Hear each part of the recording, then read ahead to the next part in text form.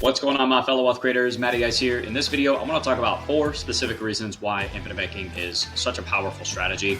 And it's by no means an exhaustive list. There's more than 4 reasons why infinite banking is so awesome. But these are some of the more impactful reasons, I think. And when you understand this, you start to see how much of a game changer infinite banking can be, and how it provides such a strong financial foundation in our lives. So let me share my screen. I want to go through just a quick presentation that I put together just to keep us on track. And really what we're doing here is implementing a strategy that transforms how we save money and how we build wealth. And it really goes against the grain. It really goes against the traditional financial playbook that has just been kind of shoved down our throat, really ever since the 70s, when the 401k became the primary vehicle for retirement planning, where we're just kind of taught to go to school, get a job, save as much as we can into our 401k, and then the stock market, basically Wall Street, will build our wealth for us, and hopefully we'll be a multimillionaire by the time we're 65, 70 years old. All right, that's at least that's at least what we're sold. Unfortunately, that's really not working out for a lot of people, right? So we need to start exploring different options on how we are preparing for these types of things, not just retirement planning, but all the other things that come up in life, all the different benchmarks throughout our lives as well. And it's really a question of how are we saving our money, and then how are we taking that money and implementing it into a wealth building strategy. And for me, infinite banking is just far superior to anything else that I've seen, and it really gives us back control of our money, and allows us to build allows us to build wealth in multiple layers, basically multiple places at once. We'll get into that in a second, but really, as the core foundation of infinite banking is really we're changing where we put our money first, where we save money, where we store capital, right? So here's one of the first reasons why I think infinite banking is so powerful, is because of the tool that we use, which is custom designed, high cash value, dividend paying whole life insurance. What that asset allows us to do is turn cash into an asset. So it takes it from being a liability and turns that cash into an actual asset. So think about this. All right, if we look at traditional savings vehicles, all right, your savings accounts, CDs, maybe even treasury bonds, treasury bills, whatever. A lot of the times, so number one, we're not getting enough benefit from those things. But typically speaking, they don't pay very well. Like the interest rate on savings accounts, for example, historically speaking, is just not very good. It definitely doesn't keep up with inflation. Plus, you pay taxes on it every single year, the interest that is. And so what ends up happening is your cash now turns into a liability because you're losing purchasing power every single year. All right, so we're losing purchasing power in these traditional savings vehicles. Inflation is just completely eroding our, basically stealing hours from our lives. Because if you think about it, even though the amount of money in our savings account, we've got a certain amount of money, okay, maybe that increases as we save more money. But the problem is if we're not outpacing inflation, or at least keeping up with it, we now have to work even more hours to pay for the same goods and services that we would normally that we would normally pay for in our lives. What does that mean? Well, that means more hours away from our family and doing things that we want to do. We have to work overtime just to maintain the same standard of living, just to keep up. So it's not just about eroding purchasing power. It's also they're literally stealing our lives from us, hours and hours of our lives, because we have to work more to keep up with inflation, just to maintain the same standard of living. And so having that cash, like we're basically forced to put it to work. We're forced to take risk with it. At least that's what we're taught, where we have to put the money into the stock market to keep up with inflation. Okay. And look, even though I'm not a fan of the stock market, I'm not saying to not invest in the stock market. What I'm saying is saving cash, or having cash in general, is a liability. But what if we could turn that liability into an actual asset by simply changing where we store it? That's the first part of infinite banking here, is because of the vehicle that we're using, dividend paying whole life insurance. They typically net 3.5%, 4%, maybe 5% tax-free compound growth for the life of the policy. We're now taking our savings, which would normally be a liability due to inflation, and putting it into a vehicle that's at least going to keep up with inflation and likely outpace it. One of the reasons being that it grows tax-free as well. So that 3.5% to 5%, that doesn't even account for the tax advantages that you get in these policies. And it's eventually, or just over time, increases our purchasing power because it's outpacing inflation. Right now, we don't set up a dividend paying whole life insurance policy for rate of return. All right, but that is a bonus that we get when we custom design them. Is now we're storing our cash in a vehicle that is an actual asset for us that's going to outpace inflation, plus all the other benefits that we're going to get into here in a moment that traditional savings vehicles do not provide to us. Right, but we basically taken what's normally a liability, cash, and turned it into an asset by simply changing where we store it. That's it. All right, so it's one of the reasons why I think infinite banking is so powerful. Is because of the tool that we use to implement the infinite banking strategy. All right, reason number 2 is financial efficiency. This is where we're getting so many more benefits for our dollars versus what we get in a traditional savings vehicle. All right, so one solution where we have this custom whole life policy that provides all these benefits that we don't get from traditional savings vehicles. And essentially, we are solving multiple problems at once, meaning these policies can serve as an emergency fund. All right, so what do we save money in a savings account for? It's usually for an emergency fund. But again, that savings account is pretty much a liability for us because of inflation. We're losing purchasing power. All right, but what if we were to store that money, that emergency money, into a whole life policy instead? Now we're getting all these benefits. We're getting that uninterrupted tax-free compound growth. Okay, now all of a sudden, our emergency funds, but by simply having an emergency fund, we are increasing financial efficiency. We're outpacing inflation. We're starting to move in the right direction here. Okay, how does a whole life policy serve as an emergency fund? Well, we have access, liquidity. We have access to our cash value in the form of a policy loan. So while we're not using that money, it's going to continue to grow, but it's available when we need it. All right. It also, obviously, it's life insurance. Okay, so everybody, pretty much everybody needs life insurance. All right. So when you custom design a whole life policy, you're getting the death benefit, plus you usually add a term life policy to it. So that you don't mech the policy, becomes a modified endowment contract with these tax advantages. We don't want to do that. All right, so we're getting life insurance. We're getting financial protection for our loved ones. If, God forbid, something were to happen to us, we pass away unexpectedly. We're getting illness protection as well. A lot of people don't think about this, especially when we're younger. We think we're invincible, right? We think that we can't get sick, and unfortunately, that's just not the case. And so many times, even though it's unlikely, it's still a possibility that needs to be addressed and accounted for, right? I've talked about this on my channel before. I've given specific examples of people my age. I'm about to turn 37 that are getting diagnosed with cancer and all kinds of crazy stuff, and they're not prepared for it, unfortunately. And not to mention that when you are diagnosed with these things, now you probably can't even get life insurance, right? So you want to get life insurance early on, but when it comes to efficiency, let's stay on that topic. With specifically illness protection, there's something called an accelerated death benefit rider in these whole life policies. Meaning, if we were to get diagnosed with a chronic critical terminal illness, we could access a large portion. We could accelerate a large portion of the death benefits to get the care that we need. Right, college savings. These things are phenomenal. These whole life policies that we use to implement infinite banking, they are fantastic for college savings. If you have kids, I've done other videos on that. I'm not going to get into too much detail on that right now, just for the sake of time, but I will link that video down below. Make sure you guys check it out if you have kids and you want to save for college. These policies are phenomenal for it. And then we're also planning for retirement as well. See, here's the cool thing about whole life policies, guys, is that one, you could pay them off. All right. So you could pay into it for 10, 20 years, pay to your 65, 70. You're in complete control of how long you pay into the policy. And then once it's paid off, you never have to make another premium payment ever again. Yet it's going to continue to get that 3.5%, 5% tax-free compound growth for life. So now you have an asset that's going to continue to grow and can actually provide supplemental retirement income.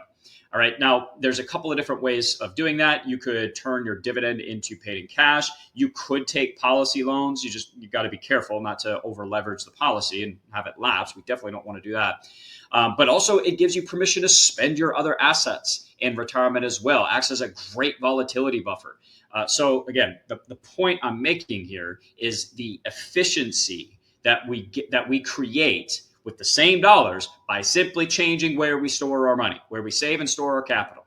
Okay. And we haven't even gotten into the actual infinite banking strategy yet. We're just talking about the benefits we get from the tool that we use to implement infinite banking. This is all the foundation of infinite banking right here because of the tool that we're using. So we're solving multiple problems at the same time versus having to put money in a 529 plan, into a savings account, into a 401k, into a long-term care policy, whatever. And again, I'm not saying not to do those things, but what if we could solve all of those problems in one vehicle? Well, that's something to consider. All right. So we're getting maximum impact, concentrating the power of our dollars into one vehicle to solve all these problems. And we just, it makes our dollars that much more powerful. All right. Reason number 3, we recapture lost opportunity costs. This is where infinite banking really does start to shine. A great example of this is purchasing a vehicle. So when, like, the way that we're traditionally taught to make these types of large capital purchases here is either save enough money to pay cash to avoid the interest cost, or we finance it through a bank.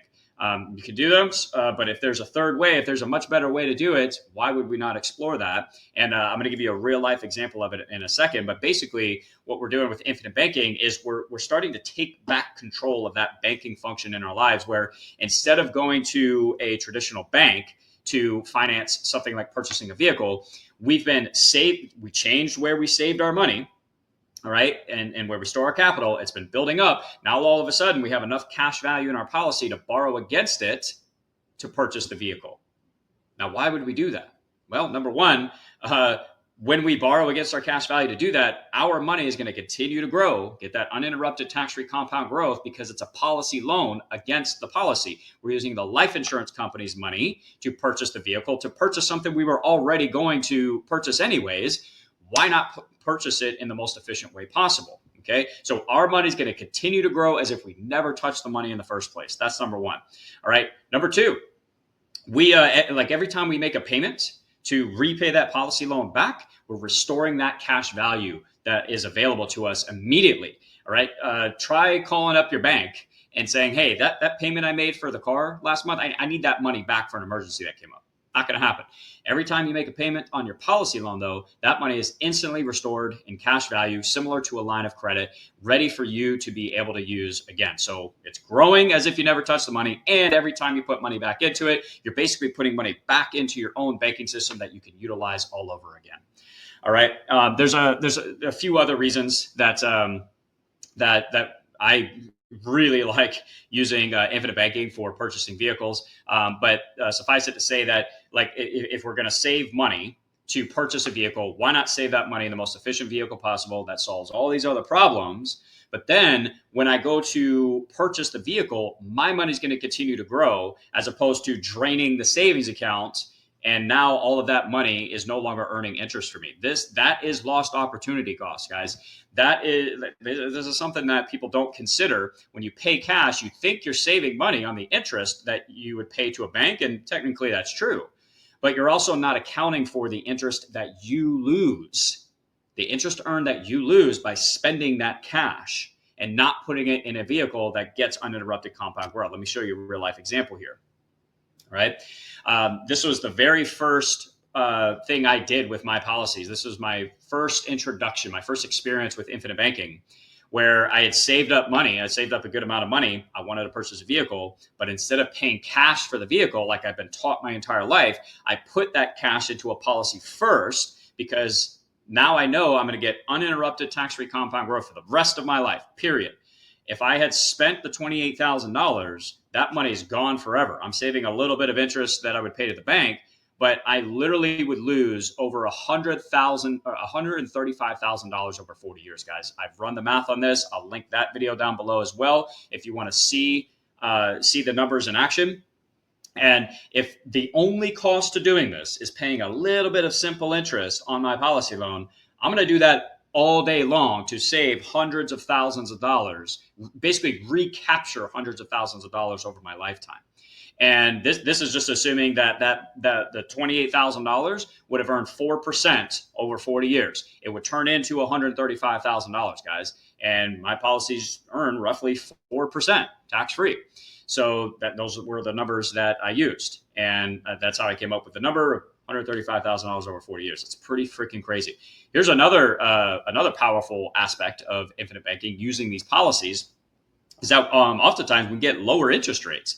So when I was ready to purchase the vehicle, I did get quotes for financing through third-party institutions. The lowest that I was able to get was around 10%. This is when the Fed had just raised interest rates pretty significantly. My credit was pretty good, and the lowest I could get was 10%. Well, at the time, my policy loan rate was only 5.5%.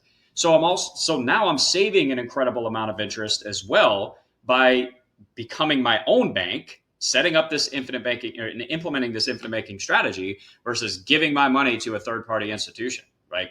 Like you can see the benefits are just starting to stack up here. I already mentioned this, the money continues to grow uninterrupted. So by the time I paid that policy loan back, my money had continued to grow as if I never touched it. It only cost me a little bit of simple interest on the policy loan. So really, really powerful way to recapture a significant amount of wealth over our lifetime, guys. And finally, reason number 4 here. All right, there we go. Make sure you guys can see me. We get to build wealth in multiple layers. This is where infinite banking really starts to accelerate the wealth building process in our lives. This is where the strategy of infinite banking starts to come into play. The first 2 reasons we were really talking about the foundation of infinite banking coming from the vehicle that we use, custom designed dividend paying whole life insurance. But now what we're going to be talking about is how are we using our policy to help us build wealth? Okay, so we already know that when we fund our policy, our money is going to get 3.5%, 5% tax-free compound growth. That's good for a safe vehicle, all right? But a lot of people look at that as like, that's not a very sexy rate of return, and it's not meant to be. All right, this is a safe asset. We're not investing in the stock market here. Okay. You can, if you want. We'll get to that in a second, but I don't usually recommend it. But so our money's going to grow for the rest of our lives in these policies. Okay, well, that's layer number 1. Layer number 2, because we have liquidity, because we can take policy loans based off of how much cash value we have in the policy, and that just comes down to how you fund it. All right, we can now borrow against our policy. All right, and now use that money to make investments to build wealth like we normally would. Now, what you choose to invest in is totally up to you and based on your specific investor DNA. For me, I really like real estate, specifically lending on real estate. So doing private money lending. I love how passive it is. It's relatively pretty safe when you know what you're doing, because you're actually acting like a bank here, where you have a first lien position, a mortgage on the property, so that if the investor was to default, then you could foreclose on that property. Just like a bank, when you take a mortgage out to buy your house, if you don't make the payments, well, the security for the bank giving you all that money is the property, right? They come in and foreclose on it. Well, it's the same thing with private money lending. So it's relatively, pretty safe. And again, we're acting like the bank here, where I'm going to borrow against my policy at around. I'm doing my second private money deal right now. It's set to close June 16th as of right now. So make sure you subscribe because I'm going to break down that entire deal for you guys. But I borrowed at around 6% is my policy loan rate at the moment. And then I lent that to my investor at 13% plus a point. All right, so now I'm making a pretty big spread here. This is where the positive arbitrage really starts to come into place. It's not the difference between the policy loan rate and what we're earning in the policy. That's not what we're talking about. We're not trying to mess with that. All right, we're talking when it comes to positive arbitrage, that comes into play with regards to how you use the policy. What are you actually investing in? All right, so and guys, banks do this every day. When they pay us on our savings account 1%, for example. Okay, and then they lend it back to us at 4 to 5% to buy the house or buy the car. Okay, that's positive arbitrage. They're keeping that spread. They pay us 1% and then they lend it out at 4% and they keep the difference. That's the positive arbitrage. That's why banks have the nicest buildings in every single city. It's because they're doing stuff like this. And then we just rinse and repeat. So when this deal is done, I repay the policy loan. Okay, I keep the difference. Meanwhile, my policy continued to grow as if I never touched it. So I've essentially earned money twice here, whatever the policy was growing at, and the spread that I made. So now I'm building wealth in 2 places at once in multiple layers, right? Now, there's a great video that Mark Moss did about doing this, and he goes into more detail about using real estate, not private money lending, but actually investing in real estate for the tax advantages, and then taking that to invest in something like Bitcoin, whatever. So I highly encourage you to check that out as well. I link that down below if you want to watch it. It's really, really good. All right, but there's obviously multiple different ways to implement this part of the strategy. You have to decide what's going to work best for you. It's just my preference is real estate, right? I literally get to act like the bank. It's passive. I get to continue working on my business, creating content. I'm not, doing fix and flips. Maybe I'll do that later. Okay. But but I'm able to put my money to work twice. My dollars are doing two things at once here when it comes to building wealth. Really, really powerful stuff, guys. So those are the 4 reasons why I think infinite banking is so powerful. Who is this ideal for? Disciplined savers. You got to be able to save money every single month. Otherwise, this is not, infinite banking. It's just not right for you right now. Maybe in the future, later, you increase income, you get your expenses under control, you're able to save money on a regular basis. Then you can implement something like infinite banking. Financial efficiency seekers, let's say you are able to save money right now, but you want to make sure that you're putting your money in the most efficient vehicles possible, that you're doing everything that you can to build wealth. But I was going to say accelerate the wealth building process. Just reach your financial goals as quickly as possible. A lot of times that comes down to financial efficiency. So if you're looking for a more efficient way to save and store capital, infinite banking can definitely be for you. Long-term wealth builders. This is phenomenal for real estate investors, business owners as well. There's just so many people that this is an awesome strategy for. Once you get the basics in place, being able to save money, controlling your expenses. All right. Where I talked about a lot of the benefits here. Next steps would be to make sure you educate yourself, guys. Do further research. I'm a really big advocate of that. I didn't start moving forward with this stuff until I had a pretty good understanding of it. All right. You just want to make sure it's a good fit for you, that you're working with the right person. You're setting these policies up with the right company. You have a good, solid plan in place about how you're going to implement the strategy for your specific wealth building plan. And obviously, too, you want to make sure you're designing the policies correctly as well. That is very, very, very, very important, guys.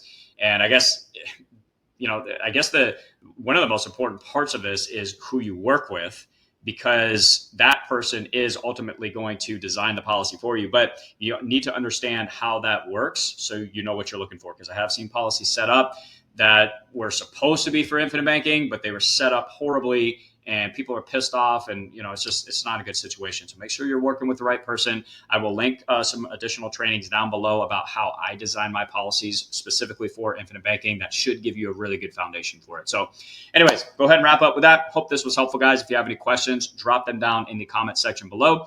And talk to you in the next one. Hope you're crushing it. To your success. Matt AI is out.